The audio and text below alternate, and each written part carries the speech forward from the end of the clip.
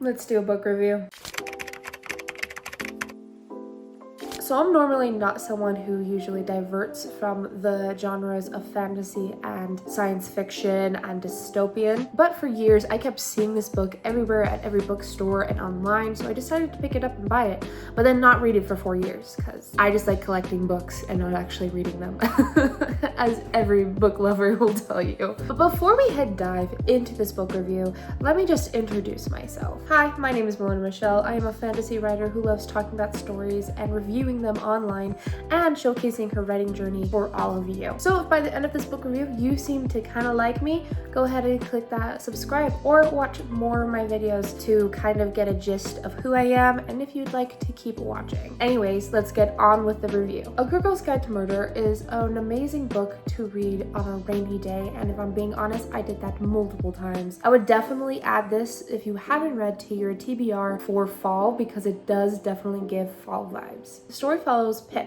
an 18-year-old going into her senior year. She has to write this kind of long essay for her senior project, and she decides that she's going to base it on the murder that happened, I'm pretty sure 5 years before the book even starts. And in this book, you follow her journey of trying to solve the murder. Even though it's technically been solved years prior, she wants to prove that the person who allegedly murdered the suspect wasn't actually the murderer. And it's actually a very interesting story, and I'm not going to say if she was right or not because that's spoilers. Go read the novel for yourself, but it's a very interesting premise nonetheless. Now, the story wasn't too shabby, and as someone who doesn't really read murder mysteries, I found it very intriguing and it kept me reading for multiple days at end. Although it wasn't the kind of story where I couldn't put it down, I put it down multiple times and didn't read it for a few days. But besides the point, it still was a very intriguing and interesting novel, and I was excited to know the twists and turns in the said novel, and they did do a lot of twists and turns, if I'm going to be honest. And the character Pip is an interesting and intriguing character. She's not exactly a Mary Sue. She kind of sometimes feels like one, but she does make mistakes and she's not always the nicest person. And I would say that her biggest flaw is that she is too perfectionist-y and too stubborn and puts her life in danger just in sake of learning the truth, which I don't mind. I feel like it felt at one point like she was borderline Mary Sue because it just seems like everyone in her life were just kind of acting like she was a Mary Sue. She could do no wrong in a sense. I didn't mind it. It didn't really catch my attention too much. I think more as a writer when I was looking back, she doesn't have a lot of flaws, and maybe I'm wrong. Like maybe I didn't read as much into it as I should have, or maybe I wasn't catching some things. For me, I felt like she was a little bit too perfect at times, and because of that, when she makes a mistake somewhere in the book, it feels too out of character for her because she's so smart. But then they also don't explain that she does something alongside it. It's so complicated like to say because I don't want to really spoil it, but there's some parts of it where she is proven to be a very, very intelligent person. I guess one of the flaw she has is that she doesn't always think every single thing through, but at the same time she does. It's a very weird combo, but I still enjoyed it. Like her having not too many flaws wasn't too bad. And I guess now that I think about it, I guess she does have flaws, but I guess they weren't like, they felt more like a Mary Sue's flaw than an actual flaw. I think one of my favorite aspects of the book were probably her relationships with others. I thought her relationship with her best friend was sweet. I loved her relationship with her stepdad and her mom and her brother. I loved the relationship she had with her dog, and my favorite relationship out of all of them is the one that she has with her romantic interest. And I think that they're so cute and it makes me kind of blush when reading. And it wasn't this like too in your face romance. It was a subtle romance, and I can't help but enjoy those romances sometimes if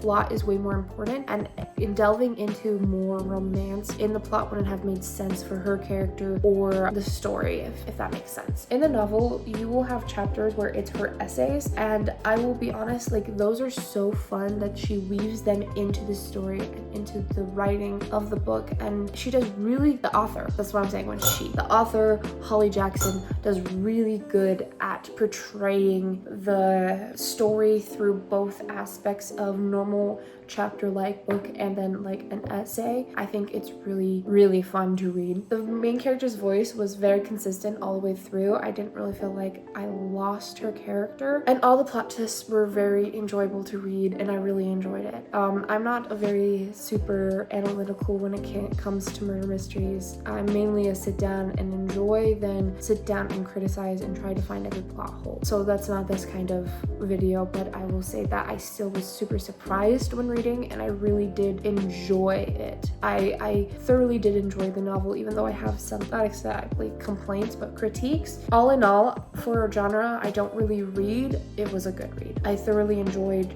reading it. I thoroughly enjoyed getting to know the characters, and even if I didn't like some of the things here and there, it didn't deter me all the way from the book. Like it just was like, oh, I didn't like that, but I just kept going, and I just thought, well, it's just like a one little tiny thing, and I don't have to really worry about it because it's just like a little tidbit here or there. I really liked the novel, but I wouldn't really run home about it, and I wouldn't be like telling all my friends, you gotta read this. If I'm being perfectly honest, I will say that if you like a murder mystery and you like the thought of reading a book when it's raining or reading in fall and getting those fall vibes, I would definitely suggest reading this book, because it definitely gives me a rainy day on a fall day, you know, kind of vibe.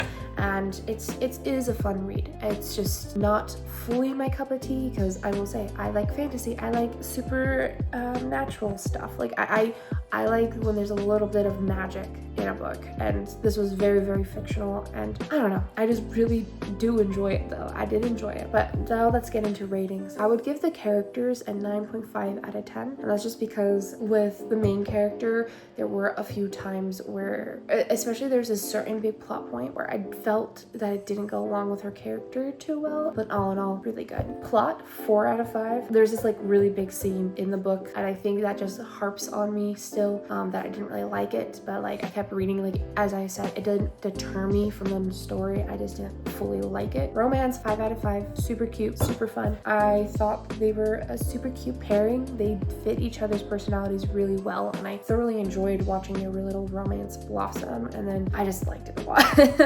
If you like subtle romance, it's the kind of book for you. And now the final verdict of the overall story and just overall book, I would say is probably a 4 out of 5 or 4.3 out of 5, like around then, because I enjoyed the book, but I wouldn't go running home about it. There's like nothing technically wrong with the book. It's just things that I didn't like all the way. That being said, I hope you guys enjoyed this review. I do suggest to read it if you like these kind of novels, and I hope you guys have a great day and a great week, and I'll see you guys all in the next video.